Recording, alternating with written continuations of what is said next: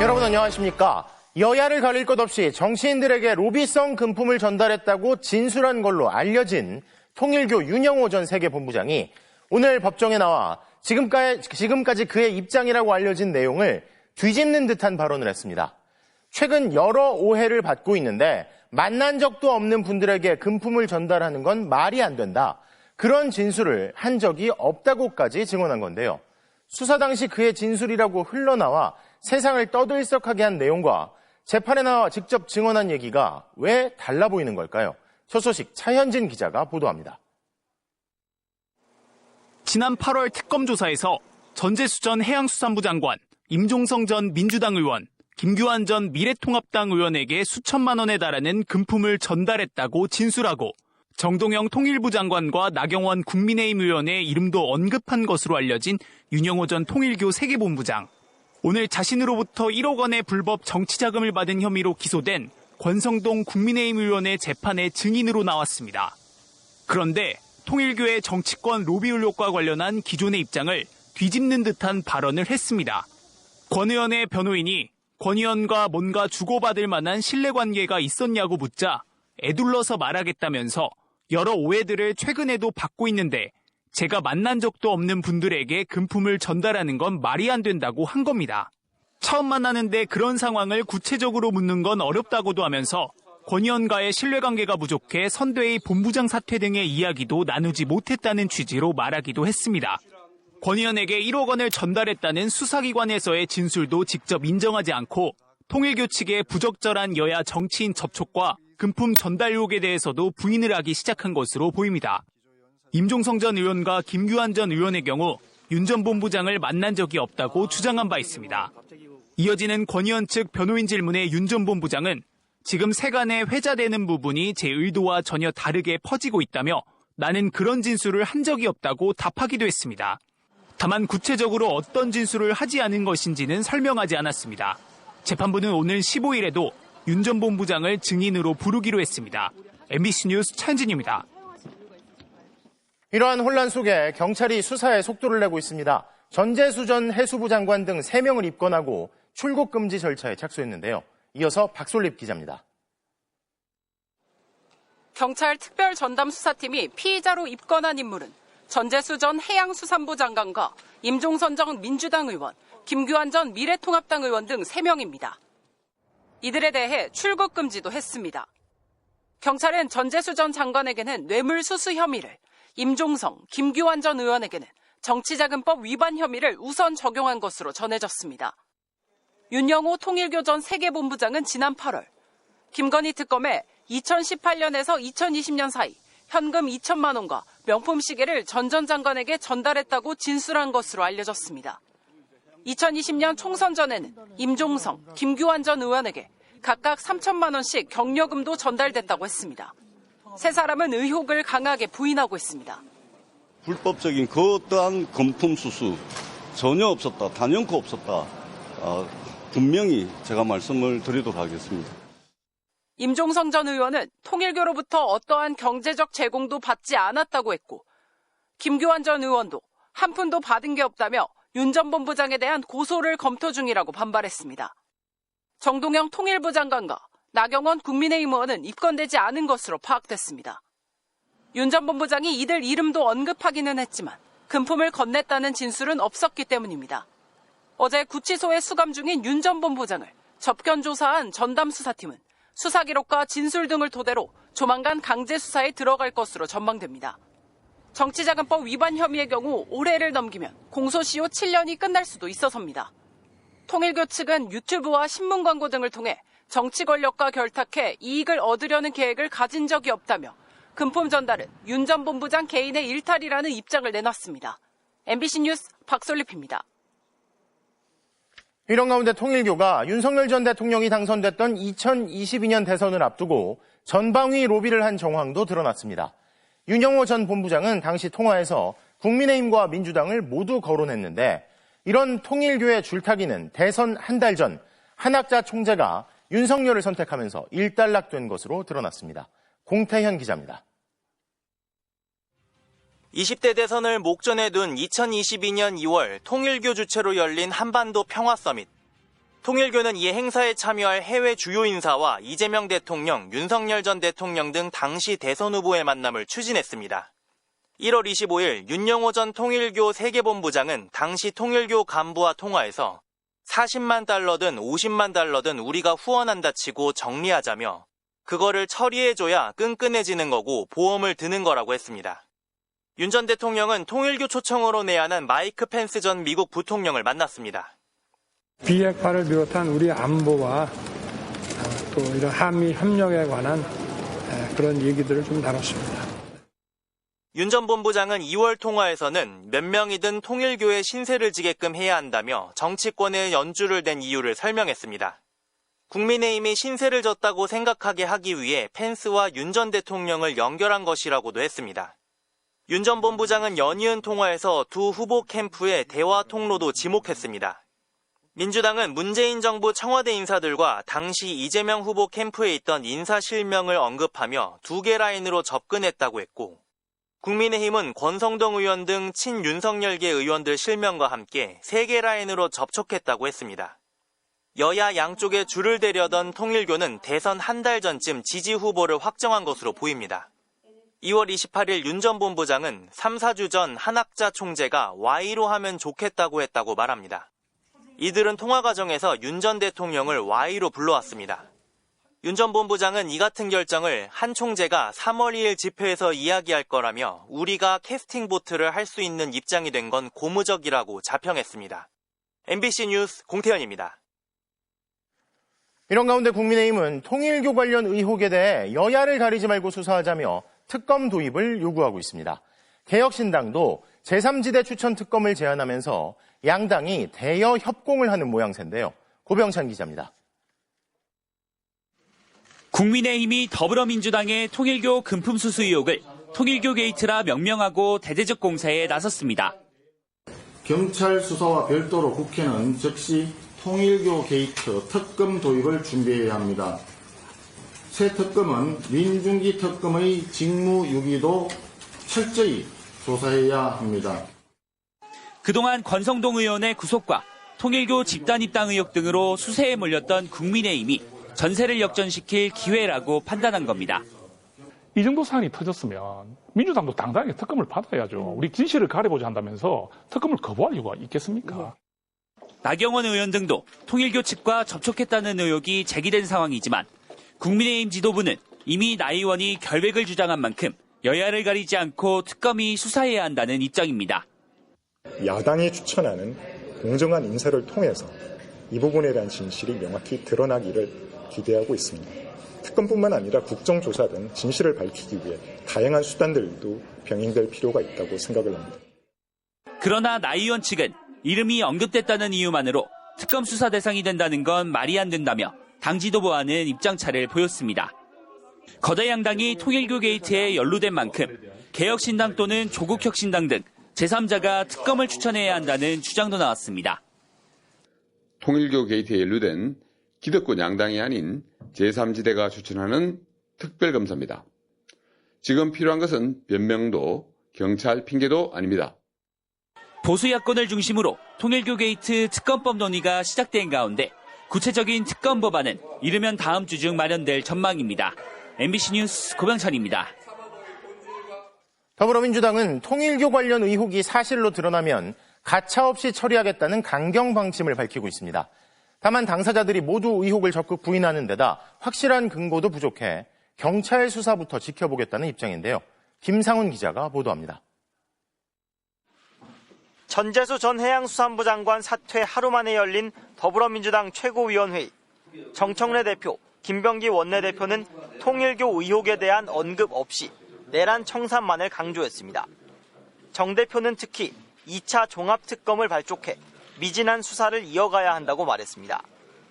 내란의 최초 시발점, 최초 공모자 등은 여전히 오리무중입니다. 내란 척결 이대로 끝낼 수는 없습니다. 통일교 의혹도 특검 수사하자는 야권 주장에 대해선 전형적인 정치 공세라고 일축했습니다. 근거와 명확성이 좀 부족해 보이는 그런 단계에 있습니다. 그렇기 때문에 현재는 수사기관의 신속하고 엄중한 수사를 촉구하고 수세에 몰린 국민의힘이 통일교와의 유착에서 벗어나려고 의혹을 키운다는 겁니다. 국힘에서는 이 사건을 좀 확대해서 그동안 자신들이 몰렸던 이제 궁지에서 벗어나기 위한 뭐 그런 걸로. 다만 근거가 드러나면 이재명 대통령의 말처럼 지위고하를 막론하고 가차없이 처리하겠다며 신속한 수사를 촉구한다고 거듭 당부했습니다. 당내에서는 파급력을 주시하면서도 추가적인 의혹 확산을 경계하는 분위기입니다. 한 재선 의원은 현재 드러난 건 대선 자금이나 캠프 등 조직 차원이 아닌 개별 의원들의 문제로 우려가 비교적 덜하다고 전했고, 또 다른 중진 의원도 단순 접촉만으로는 큰 문제가 안 되고 불법 금품 수수 사실이 관건이라고 말했습니다. 다만 당내에서는 정 대표가 내세운 2차 특검에서 통일교 의혹이 다뤄지면 지방선거 목전에 문제가 커질 수 있다는 우려도 나오고 있습니다. MBC 뉴스 김상훈입니다. 광주 공공도서관 붕괴 사고 이틀째인 오늘 소방당국이 구조 작업을 중단했습니다. 추가 붕괴 우려가 나오면서 보강 작업이 필요하다고 판단한 건데요. 준비를 마치면 수색 작업이 다시 시작될 예정입니다. 현장 연결하겠습니다. 천홍희 기자, 현재 어떤 상황인지 전해주시죠. 네, 구조 현장의 안전을 위해 오늘 오전 9시 20분부터 중단됐던 수색 작업은 아직 재개되지 않고 있습니다. 당초 오후 6시부터는 수색 작업이 다시 시작될 예정이었지만 안정화 작업이 늦어지면서 재개 시점도 늦춰졌습니다. 거대한 철제 기둥이 기울어진 채 놓여 있어 무너져 내린 콘크리트 덩어리를 드러내거나 아래쪽에 철골 구조물을 절단할 때 쓰러질 가능성이 있던 것으로 알려졌습니다. 현장에선 조금 전까지 와이어를 이용해 구조물을 고정하는 작업을 진행 중이었습니다. 하지만 매몰된 근로자 2명의 위치는 아직도 파악되지 않았습니다. 제어 장치를 담당하던 50대 작업자와 철근 공인 60대 작업자가 실종 상태인데요. 소방당국은 사고 직전 탈출한 동료의 설명을 토대로 이 가운데 한 명이 지하층 중앙 지점에 매몰됐을 것으로 추정하고 있습니다. 또 다른 한 명은 사고 직전 지상 1층에 있던 모습이 CCTV에서 확인됐습니다. 사고 이후 계속 물을 뿌리고 기온도 낮아 콘크리트가 완전히 단단하게 굳진 않은 것으로 알려졌는데요. 앞으로는 굴착기 2대를 투입해 콘크리트 더미와 철근들을 제거할 예정입니다. 소방당국은 구조작업이 본격 재개되는 대로 중장비와 구조대원을 투입해 밤샘 수색을 이어나갈 방침입니다. 지금까지 광주 도서관 붕괴 사고 현장에서 MBC 뉴스 천홍희입니다. 당시 사고 순간을 담은 CCTV 화면도 추가 공개됐습니다. 붕괴 원인은 아직 조사 중이지만 용접으로 이어붙인 뼈대 구조물이 붕괴의 시발점이 됐을 가능성이 크게 제기되고 있습니다. 김초롱 기자의 보도입니다. 광주 공공도서관 공사 현장 CCTV입니다. 철제 구조물 옥상층이 바깥쪽으로 기울기 시작하더니 순간 무너져 내립니다. 상판에 채워놨던 콘크리트도 모조리 지하층으로 떨어졌습니다. 사고 당시 옥상층에는 작업자들이 황급히 몸을 피하는 모습도 포착됐습니다. 옥상층에 있던 근로자는 그대로 철골과 함께 추락했습니다.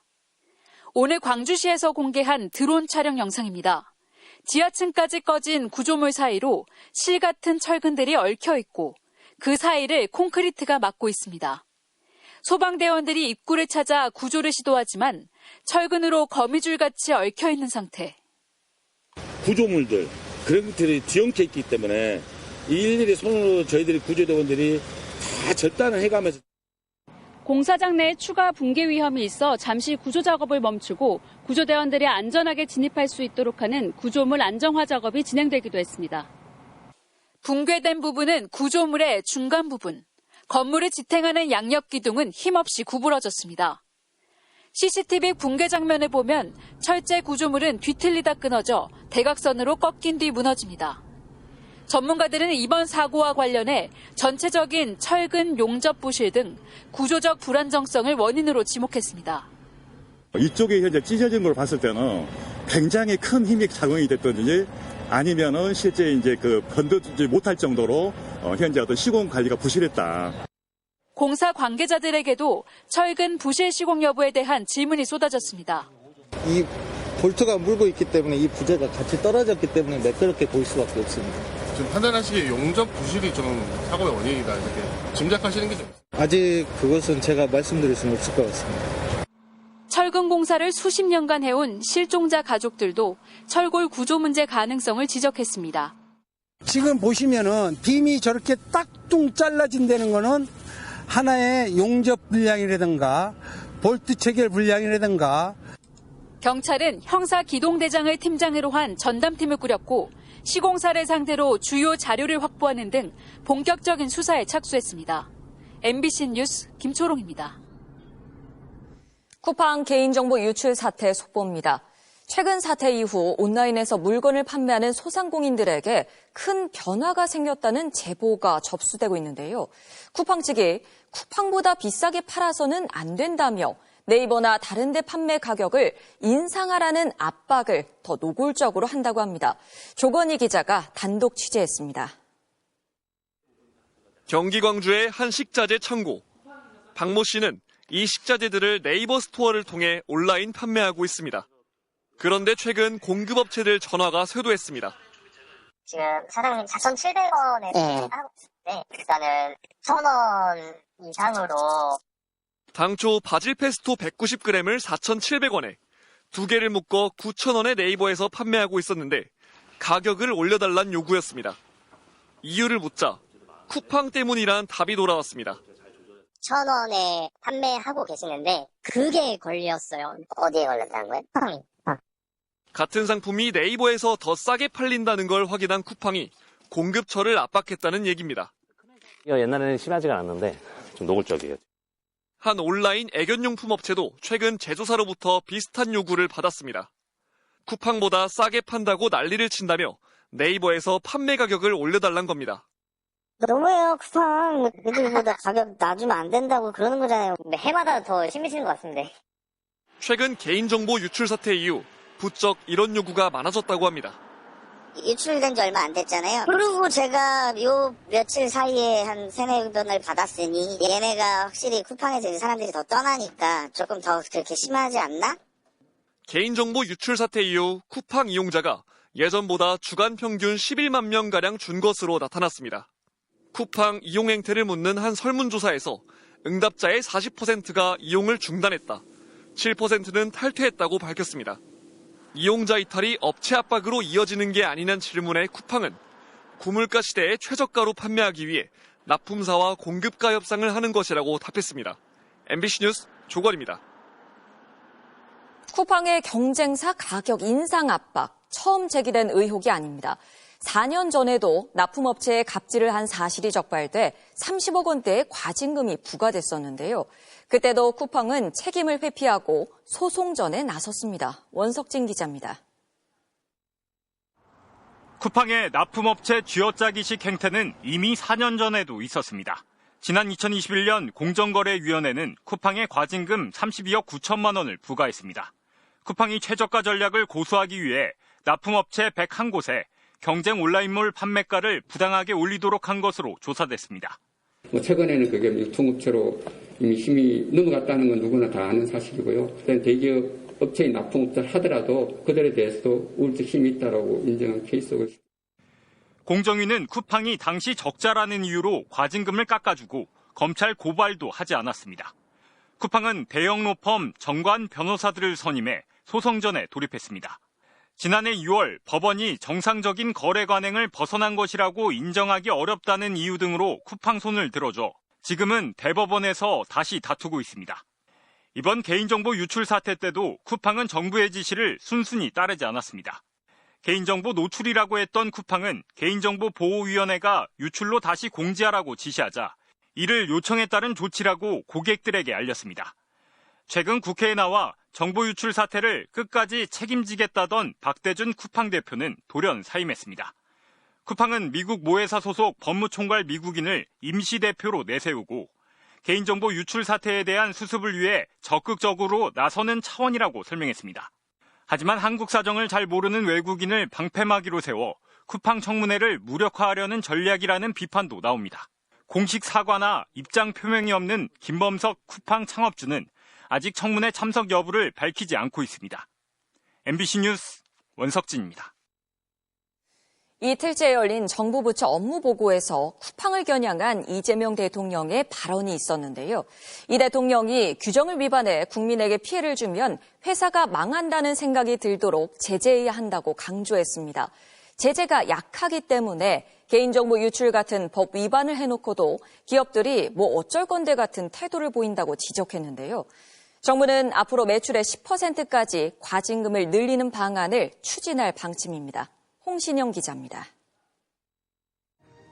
이틀째 이어진 부처별 업무보고에선 쿠팡 사태의 규제기관인 개인정보보호위원회가 기업 제재 방안을 보고했습니다. 개인정보 유출이 반복돼도 현행 과징금은 기업들에게 큰 타격을 줄 수 없습니다. 법적으로는 전체 매출액의 3%로 되어 있고요. 또 시행령단에 내려가서는 직전 3개년 매출액의 평균으로 되어 있습니다. 그 시행령을 일단 고칩시다. 네. 3년 중에서 제일 높은 연도에 3%라죠. 쿠팡 사태에 이 같은 규정을 적용할 경우 3년간 최고 매출액인 작년 41조 원을 기준으로 3%의 과징금은 약 1조 2,300억 원 정도입니다. 이 대통령은 기업들의 중대범죄가 반복되는 건 제재 수위가 약하기 때문이라고 지적했습니다. 위반해도 본 태도를 보면 뭐 어쩔 건데 이런 느낌이 들어요. 너무 우리나라는 경제 제재가 너무 약해서 위반을 너무 쉽게 생각하는 것 같습니다. 그러면서 강력한 제재를 거듭 강조했습니다. 국민들한테 피해 주고 그러면 엄청난 경제 제재를 당한다. 잘못하면 회사 망한다. 이 생각이 들게 만들어야 됩니다. 개인정보위는 반복 중대 위반 사례에 대해 징벌적 과징금을 현행 전체 매출의 3%에서 10%로 3배 이상 올리는 방안을 추진하겠다고 밝혔습니다. 이 대통령은 또 개인정보 침해 집단소송제가 꼭 도입돼야 한다고 강조했습니다. 3,400 몇십만 명이라더라. 그 사람들이 다 피해자인데 그 사람들이 일일이 소송 안 하면 안 주는 거 아닙니까? 집단소송도 꼭 도입해야 될 것 같아요. 집단소송제는 일부 피해자가 재판에서 이기면 모든 피해자에게 똑같이 법적 효력이 미치는 일괄 권리구제 방안으로 개별 소송의 어려움이나 법무 비용을 최소화할 수 있는 제도입니다. 이에 대해 개인정보위는 현재 집단소송제 관련 법안이 발의돼 있다고 설명했습니다. MBC 뉴스 홍신영입니다.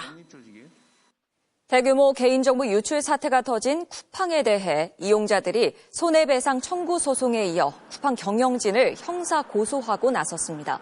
한 법무법인은 오늘 쿠팡 이용자들을 대리해 쿠팡 주식회사와 미국 모회사 쿠팡 INC 등 법인과 김범석 의장, 박대준 전 대표 등 전현직 경영진을 서울경찰청 사이버수사대에 고소했다고 밝혔습니다. 이들은 쿠팡의 보안 체계가 사실상 작동하지 않았다며 철저한 수사와 책임 추궁을 촉구했습니다. 다음 소식입니다. 국민의힘 지도부에서 지난해 12월 3일 밤 계엄군을 막아섰던 안규령 현 대통령실 부대변인에 대해 즉각 사살해도 되는 거였다는 망언이 나와 파문이 일고 있습니다. 이기주 기자가 보도합니다. 지난해 12월 3일 밤 완전 무장 상태로 국회에 진입한 계엄군에 맞서 현 대통령실 안규령 부대변인이 계엄군의 총구 쪽을 붙잡습니다. 부끄럽지도 않냐? 부끄럽지도 않냐고! 그런데 이를 두고 국민의힘 김민수 최고위원이 최근 한 유튜브 방송에 나와 안 부대변인의 행동은 군인의 총을 뺏으려 한 것이라며 즉각 사살이 가능하다고 주장해 논란이 일고 있습니다. 제 중장교 출신이라 이거 말도 안 되는 소리라고 했어요. 군인에게서 총기를 뺏는다는 것은 이거 사실상 즉각 사살해도 되는 거예요. 그 말을 했다가 또 논란이 됐었죠? 네. 김 최고위원은 이어 당시 안 부대변인이 미리 화장을 하고 해당 장면을 연출했다고 한 김현태 전 707 특수임무단장의 최근 법정 발언과 비슷한 주장도 이어갔습니다. 복장도 그럼 연출된 거 아니겠습니까? 가죽 자켓에. 예. 여전사처럼 보이려고. 화장 풀매하고 뒤에서. 덩치가 큰 보디가드들을 데리고 와서. 대동에서 촬영 준비까지 하고. 김민수 최고위원은 앞서 지난해 12월 한 극우 성향의 유튜브에 출연해 계엄으로 한 방을 보여주셨다. 과천 상륙작전이다. 선관위 상륙작전이라고 말했다가 국민의힘 대변인에서 물러나는가 하면 이후에도 각종 극우 성향 집회에서 12.3 비상계엄을 옹호하고 탄핵에 반대하는 발언을 이어오고 있습니다. 더불어민주당은 김 최고위원이 국민을 사살의 대상으로 삼고 처단하려 한 윤석열 전 대통령과 판박이라며 제2의 노상원이라고 비난했습니다. 노상원이 국민의힘 최고위원 자리에 그대로 앉아 있는 듯한 모습입니다. 김 최고위원은 스스로 독재를 위한 쿠데타 동조 세력임을 자인한 셈입니다. 이런 가운데 안 부대변인은 자신의 행동을 사전 연출이라고 비난한 김 전 특임단장의 법정 증언에 대해 허무맹랑한 주장으로 내란을 희화화하고 있다며 법적 조치를 예고했습니다. MBC 뉴스 이기주입니다. 지난해 5월 김건희 씨가 박성재 당시 법무장관에게 여러 차례 연락한 뒤 디올백 사건을 수사하던 검찰 지휘부가 검찰총장을 패싱하고 갑자기 교체됐다는 소식 전해드렸죠. 자, 그런데 파문을 일으킨 인사 당일에도 김건희 씨가 박 전 장관에게 다시 수차례 연락하고 검찰총장 사퇴라는 표현을 담은 메시지를 보낸 걸로 확인됐습니다. 그리고 이게 끝이 아니라 이틀 뒤엔 김건희, 윤석열 두 사람이 연이어 검찰총장이 개긴다는 표현을 담은 메시지를 보냈는데요. 김지성 기자의 단독 보도입니다. 이원석 당시 검찰총장이 서울중앙지검에 김건희 씨의 디올백 수수 의혹을 수사할 전담팀을 만들라고 지시하고 불과 11일 뒤 법무부가 서울중앙지검 지휘부를 갑자기 교체합니다. 어제 단행된 검사장 인사는 제가 이에 대해서 더 말씀드리지 않겠습니다. 그런데 중앙지검 지휘부가 교체된 그날 저녁에도 김건희 씨가 박성재 당시 법무부 장관에게 여러 차례 연락을 한 사실이 확인됐습니다.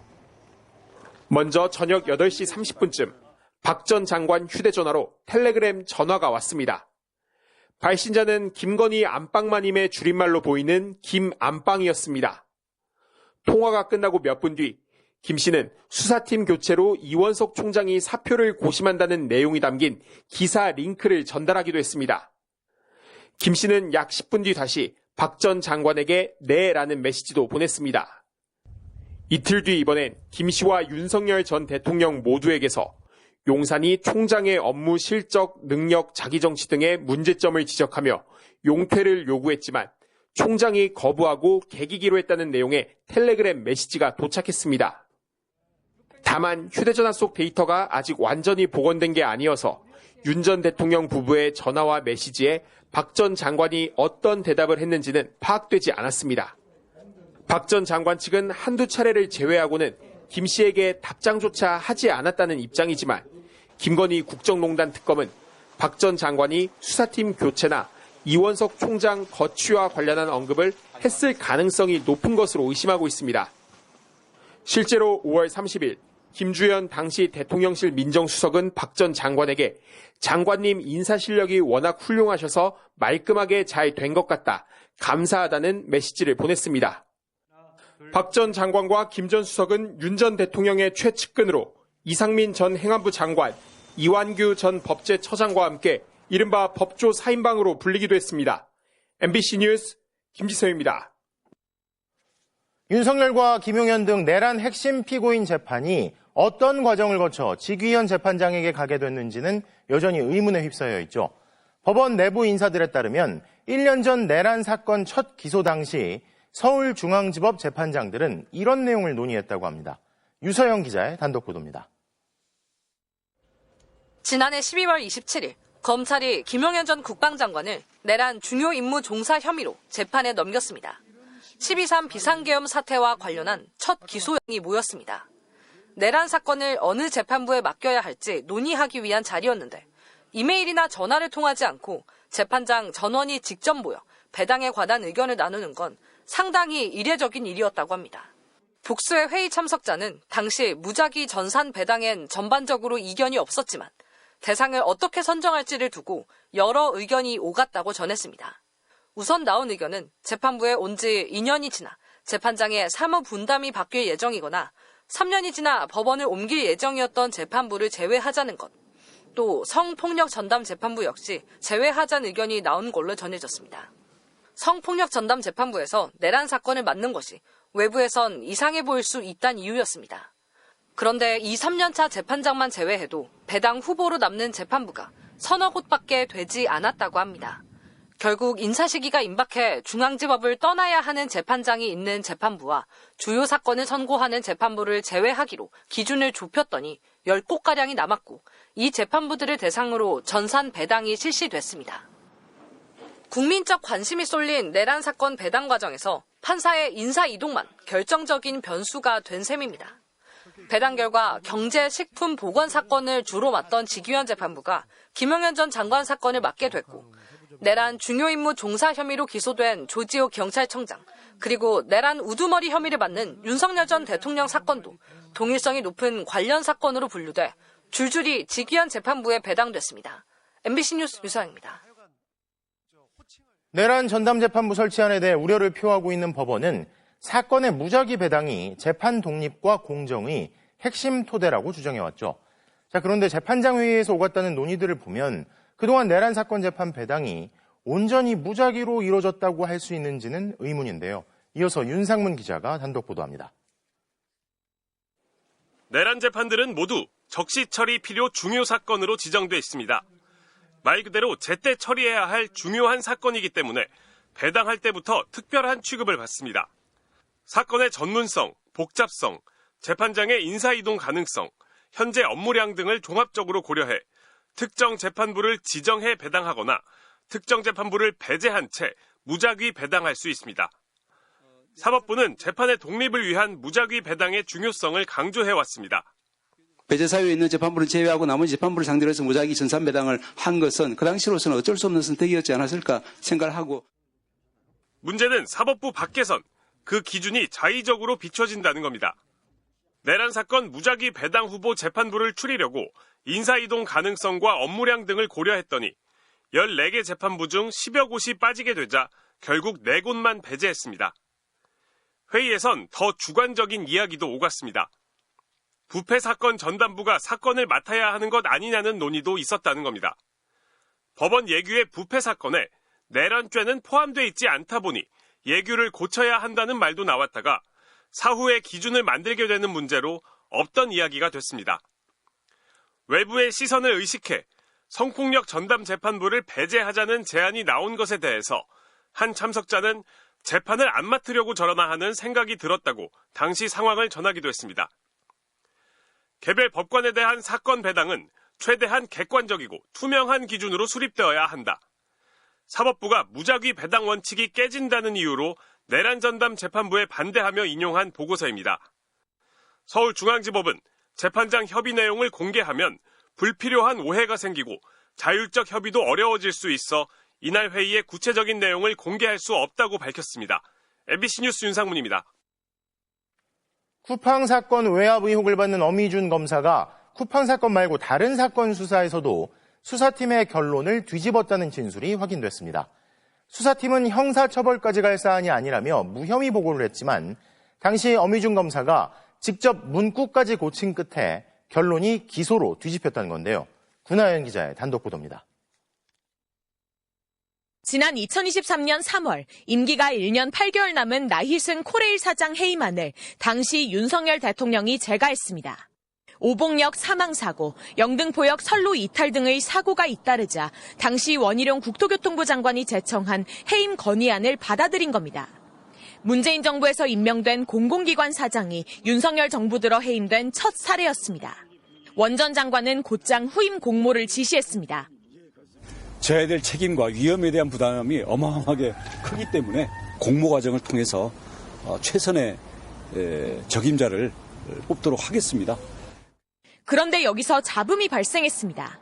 사장 최종 후보 5명의 정보가 흘러나왔기 때문입니다. 국토부는 절대 일어나선 안 될 일이라며 감사를 실시하고 수사도 의뢰했습니다. 사건을 맡은 인천지검 부천지청의 조사 결과 사장 추천위원 중 1명이 코레일 노조 간부에게 최종 후보 5명의 이름과 순위를 유출한 게 확인됐습니다. 하지만 공공기관 사장 하마평은 언론에도 종종 등장할 정도로 후보자 정보가 흘러나오는 건 드물지 않은 일이었고 적용할 법리도 애매했기 때문에 당시 수사팀은 형사처분은 과도하다고 결론냈습니다. 차장과 부장검사도 이에 동의해 무혐의 보고서를 결재했습니다. 그런데 실제 검찰이 취한 조치는 벌금 500만 원 약식 기소였습니다. 사건 발생 1년 만에 나온 무혐의 결론이 사흘 만에 뒤집힌 겁니다. 어제 관봉권 쿠팡 특검에 출석한 문지석 당시 부장검사는 여기에도 엄희준 당시 청장이 관여했다고 진술했습니다. 무혐의 보고서를 받은 엄 전 청장이 벌금 500만 원을 부과하는 약식 기소 가이드라인을 제시했고 보고서 원본 파일을 보내달라고 하더니 직접 문구를 고치기까지 했다고 했습니다. 지난 쿠팡 외압 폭로 당시 공개된 주임 검사와 문 부장검사 사이 내부 메신저 내용에서 쿠팡 무혐의라는 문구 위에 적힌 공직자 이해충돌법 위반 사건 구약식이라는 문구가 코레일 사건 가이드라인이라는 것이 문 검사의 주장입니다. 엄 전 청장은 수사 가이드라인은 존재하지 않고 서로 의견을 교환한 것에 불과하다는 입장을 고수하고 있습니다. MBC 뉴스 구나연입니다.